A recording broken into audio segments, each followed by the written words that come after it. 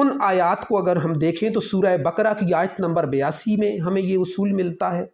سورہ نساء کی آیت نمبر 3 135 اور 58 میں یہ اصول بیان کیا گیا،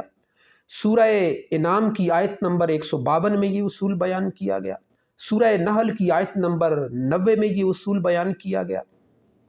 اور پھر اسی طرح ہم آگے دیکھتے ہیں تو سورہ مائدہ کی آیت نمبر 8 106